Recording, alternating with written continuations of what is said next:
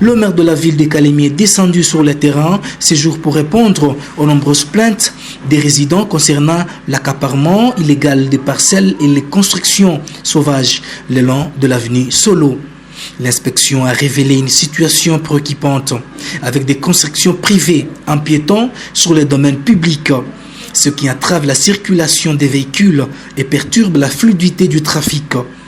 Alerté par des signalements, des spoliations, le maire a constaté l'étendue des dégâts. Des maisons ont été érigées directement sur les empreintes de l'État, réduisant ainsi la chaussée et rendant la circulation particulièrement difficile sur cet axe majeur de la ville. Face à ces constats alarmants, l'autorité urbaine a promis de prendre des mesures pour restaurer l'ordre et l'intégrité de l'avenue. David Moukebambombo, maire de Kalemi, est ici au micro de votre chaîne. Suivez.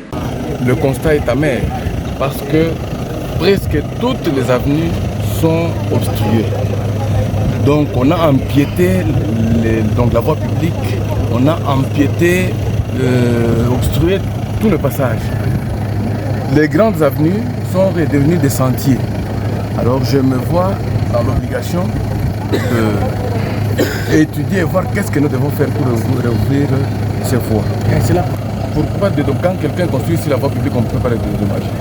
On dédommage quelqu'un qu'on déguerpit qui a construit dans sa parcelle. Il a tous ses documents et si l'État veut récupérer cet espace, il le dédommage.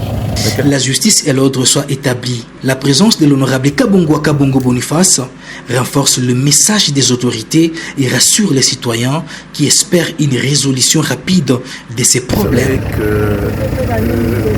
Je suis venu accompagner le maire de la ville. Alors on a constaté qu'il y a des gens qui ont construit sur la route et il y a les autres qui ont empiété la route et tout ça. Alors on est venu avec le maire de la ville pour voir comment est-ce que les gens peuvent respecter la route. C'est seulement ça, parce que les gens ne doivent pas construire en désordre.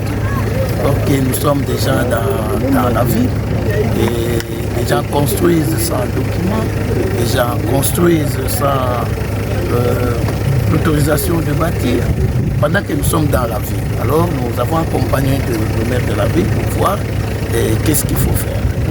Et les habitants présents sur place ont exprimé leur satisfaction face à cette initiative. Ils attendent avec impatience que les routes et les rues soient correctement tracées et que l'avenue Solo retrouve son aspect initial, plus fonctionnel et plus esthétique.